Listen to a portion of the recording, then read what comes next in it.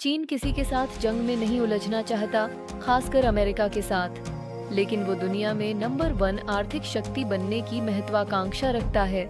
इसी वजह से वह पूर्वी और दक्षिण पूर्वी एशिया के समंदरों में अमेरिकी सैन्य दबदबे को खत्म करने के लिए शक्ति प्रदर्शन कर रहा है, ताकि वैश्विक व्यापार के लिए महत्वपूर्ण इन समुद्री मार्गों पर उसका दबदबा रहे। परमाणु और पारंपरिक हथियारों को बनाने के साथ ही चीन अमेरिका को जताना चाहता है कि वक्त बदल चुका है और एक महाशक्ति को चुनौती देना बहुत खतरनाक है। एशिया प्रशांत क्षेत्र में लंबे समय से अमेरिका का दबदबा रहा है। दक्षिण कोरिया और जापान में उसके हजारों सैनिक तैनात हैं और कई सैन्य बेस भी हैं। ट्रंप प्रशासन ने ट्रेड वॉर और एशियाई देशों के साथ गठबंधन पर जोर देकर अपनी पूरी ऊर्जा चीन को काउंटर करने पर केंद्रित कर रखी है। ऐतिहासिक रूप से शांग्री-ला डायलॉग अमेरिका और चीन के बीच शीर्ष स्तर की प्रतिद्वंद्विता का ऐसा प्लेटफॉर्म रहा है, जहां वैश्विक महाशक्तियां इस इलाके में सुरक्षा को लेकर अपना अपना विजन पेश करती है।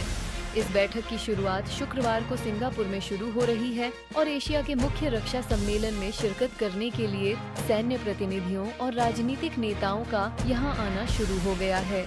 3 दिन के इस कार्यक्रम में जिन विषयों पर चर्चा होने की संभावना है, उस पर एक नजर डालते हैं। बीते कुछ वक्त से अमेरिका और चीन के बीच दबदबे को लेकर बढ़ता संघर्ष एशिया प्रशांत सुरक्षा में बेशक एक बड़ा मुद्दा है। वे दिन गए जब चीन की पीपुल्स लिबरेशन आर्मी (PLA) को पुराने हथियारों और अड़ियल माओवादी सिद्धांतों के लिए जाना जाता था। आज वो एक शक्तिशाली ताकत है जिसके पास हाइपरसोनिक मिसाइलें और J-20 जैसे 5th जनरेशन के लड़ाकू विमान हैं।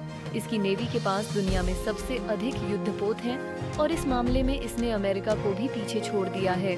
हालांकि परमाणु हथियारों के मामले में यह अमेरिका और रूस से बहुत पीछे है, लेकिन यह अपने परमाणु हथियारों के जखीरे में तेजी से इजाफा कर रहा है। चीन के पास ऐसी मिसाइलें हैं जिनकी रेंज 15,000 किलोमीटर तक है और जो अमेरिका को बहुत आसानी से अपनी जद में लेने में सक्षम है।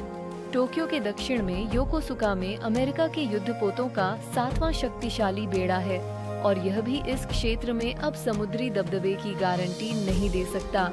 चीन की डोंगफेंग मिसाइलों और विस्फोटक ड्रोनों की फौज उसके तटों तक पहुंच को अमेरिकी युद्धपोतों के लिए बेहद खतरनाक बना देता है।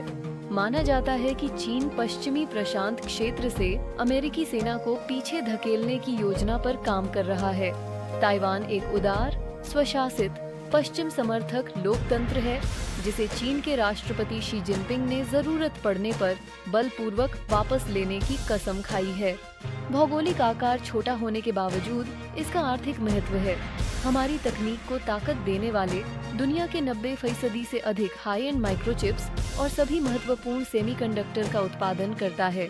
हाल ही में हुए सर्वे से पता चला है कि ताइवान के ज्यादातर लोग चीन के अधीन नहीं होना चाहते, लेकिन शी जिनपिंग ने इसे एक प्रमुख नीतिगत लक्ष्य बना लिया है। ताइवान को अपनी सुरक्षा मजबूत करने में अमेरिका ने काफी मदद की है, लेकिन ताइवान को लेकर चीन के साथ जंग करने के सवाल पर अमेरिका की रणनीतिक अस्पष्टता रही है, या यूं कहें कि चीन को पशोपेश में डाले रहने की नीति रही है। एक से ज्यादा मौकों पर अमेरिका के पूर्व राष्ट्रपति जो बाइडेन ने संकेत दिया कि ताइवान पर चीनी आक्रमण की स्थिति में अमेरिका सैन्य रूप से उसका जवाब देगा, लेकिन डोनाल्ड ट्रंप के ओवल ऑफिस में वापस आने से फिर से अनिश्चितता की स्थिति आ गई है। राष्ट्रपति के तौर पर अपने पहले कार्यकाल में जब डोनाल्ड ट्रंप से ये पूछा गया कि क्या उत्तर कोरिया कभी ऐसा परमाणु हथियार बना सकेगा जिसकी जद में अमेरिका भी आ सकता है, तो उन्होंने कहा कि उन्हें ऐसा नहीं लगता, लेकिन ऐसा हो चुका है। इसे अमेरिकी खुफिया एजेंसी CIA की विफलता ही कहा जाएगा कि उत्तर कोरिया ये दिखा चुका है कि न केवल उसके पास परमाणु हथियार हैं, बल्कि उसके पास प्रशांत सागर के पार उन्हें लक्ष्य तक पहुंचाने के लिए जरूरी मिसाइलें भी हैं। ट्रंप के पूर्ववर्ती उत्तर कोरिया की परमाणु महत्वाकांक्षाओं पर लगाम लगाने में नाकाम रहे।